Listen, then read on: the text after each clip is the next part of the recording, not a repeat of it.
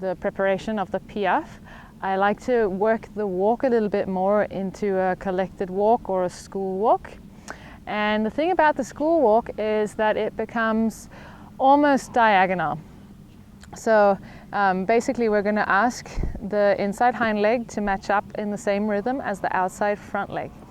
And a lot of horses in the beginning will push a lot forward when you do that. Instead of placing their hind leg forward and then lifting their body on top of it, they'll simply just push off because they think that you're trying to ask them to go faster or to transition trot. So we want to try and see if we can maintain walk rhythm and simply work the school walk in a little bit with its rhythm so that it becomes the rhythm or almost the rhythm of a trot without actually having more speed, because we don't want it to have speed, we're just changing the rhythm. And in the process of changing the rhythm, we are going to have more collection from the rear. I find that working both the school halt and the school walk helps me a lot when I then go to develop the piaffe, because the horse already has a much deeper understanding of how to use the hind legs and what it means when I touch with the whip.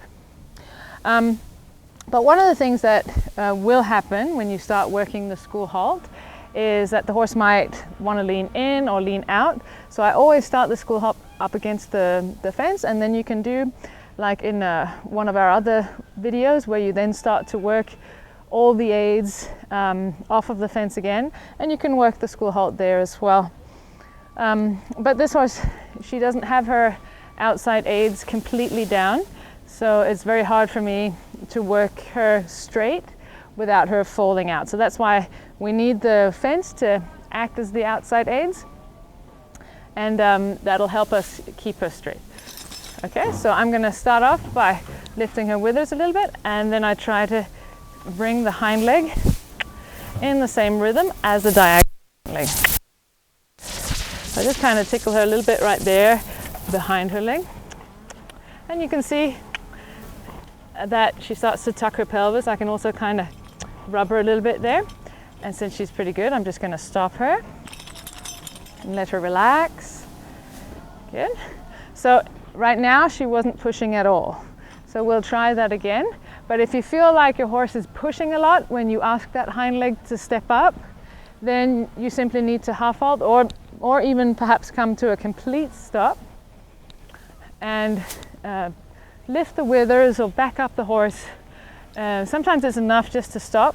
Other times you have to really rebalance the horse through the half halt or the stop. Okay, so again I lift the horse up so that I have a lesser chance of the hind legs wanting to push. Okay, because if the withers are lower than the hind legs or the same height, then I have a lot of push coming from the rear. If I lift the withers higher than the rear, then there's a bigger chance of the hind legs lifting, continuing to lift the withers, than the other way around. So again, yeah, duck, duck, duck, duck, duck, duck, duck, duck. Yes, very good. So you just say she's staying soft in my hand, she's not pushing, and her pelvis is starting to tuck a little bit as she takes that deeper step underneath herself with her haunches. And I don't mind that she's going a little crooked here, because like I said, we have to start and then we develop it, we shape it as it gets better and better and better. Okay, so then I would start asking her to stay straighter, maybe take her a little bit more in a shoulder in position instead of what she has right now, which is more of a haunches in position. But I want her to stay soft in my hand and tuck her pelvis a little bit. And like I said, I can take my whip here also, and I'm kind of stroking her here at the back of her leg. That's what's making her want to step forward. And I can also stroke here coming down the tail, asking her, you see, that also kind of makes her want to step deeper underneath herself. So we'll do that a little bit again, lifting the withers, maybe backing up for one step. That also helps tuck the pelvis. Everything that lifts the withers puts weight backwards. So it's easier for them to tuck their pelvis. Here I tap a little harder if she doesn't lift at the right rhythm. Good, and then I let her out. So it's not that the school walk becomes an actual trot. It still is a 4-beated gait, so the 2 diagonal legs don't hit the ground at exactly the same time, but it gets pretty close. So that's why it's still a walk, but it looks more and more like a trot. Try one more time. 1, 2, 3, 4, 5, 6, 7, 8, 9, 10. Right there. Okay, so that she did very, very well. And I could just feel here towards the end that she started pushing a little bit more forward, and that's why I wanted to stop her and allow her to relax.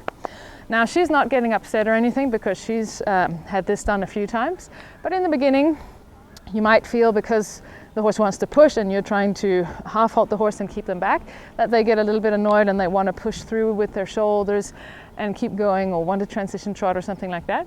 And then just stop, let them relax again, and start over.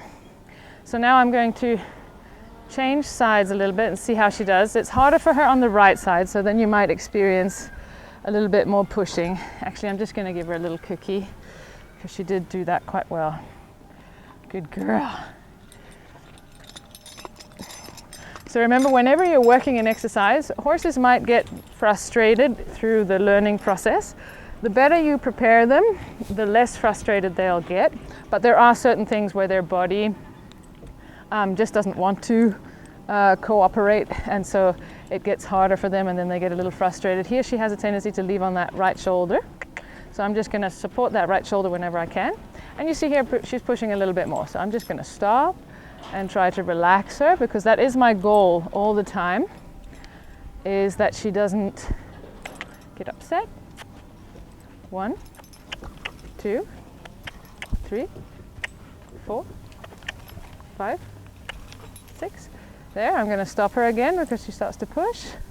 Let her relax. 1. If she kicks, I'm not going to do anything about it. I'm just not going to be in her way. 2, 3, 4, 5, and she starts to push again. So I'm just going to take here the withers up a little bit, back her up a little bit. There. Good. Yeah, not Spanish walk there. There. So she's better at walking diagonally with the other set of legs. This one's harder for her. There. So I don't try to correct her too much. I just try to get her to lift that actual leg, because she tries to leave it on the ground. There, good, and stop. So her right leg is the leg that she more uses to balance with. So it's hard for her to pick it up off of the ground. And she's having a harder time using the left hind leg to balance with, because she likes to use that as the one that she pushes off with. Okay, so here, again, we're going to go back on the fence. Try to get her shoulder a little out again. You see her pelvis already starts to tuck a bit. There. There. Try to have her coming a little forward all the time. There. I'm not tapping her very hard, I'm just kind of tickling her. Here she pushes a little bit. There. There. Also she'll try to push in on me. There. Yeah. There. So don't punish her for any of these things. She's just trying to balance, and she just gets a little bit worried about that. Duck, duck, duck. But right there she kind of improved. She stayed a little straighter. So I'm going to give her a little break, back her up, put her back on her haunches, lift up those withers, drive her a little forward, duck, here, that one, here, that one, here, that, that, that, that. Here she tries to push out through her left shoulder, so I'm just going to stop and back her up again. And they can try a lot harder than this, by the way. She's barely giving me any trouble at all. Some of them really want to, instead of tucking their pelvis, they just want to push, push, push, have no self-carriage at all. Yeah. And it might help for me if I had a bit longer whip. There. There. Okay, so you see her straighten out a little bit, so she improved. instead of going crooked.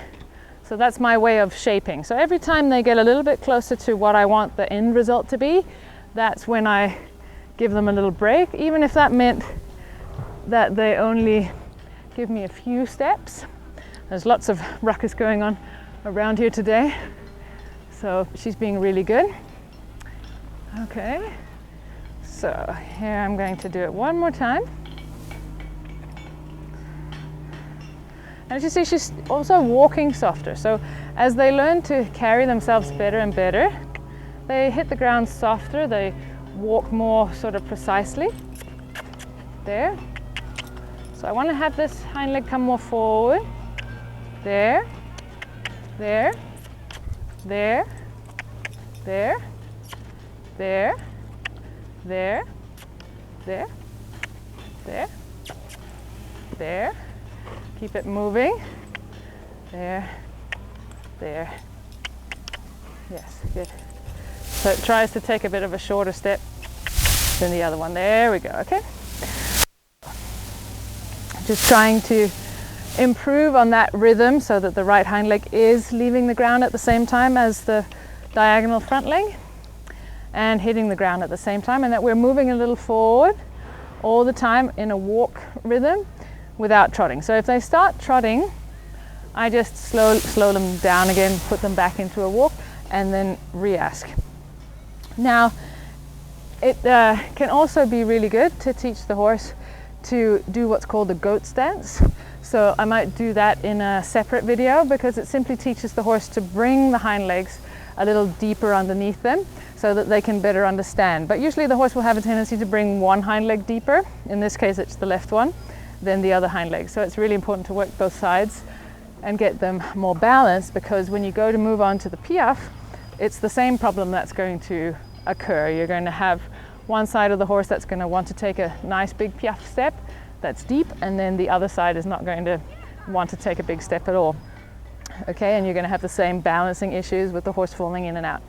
So yeah, so anyway, the school walk is a great way to work the collection of the walk as a lower gradient before you move on into the piaffe and working the school trot, basically. And you know, the walk is one of those gaits that doesn't get developed enough, and it's a shame, because it's really the most important gait of them all, as it develops all the other gaits. Okay, so I hope you guys really loved the video, and see you in the next one.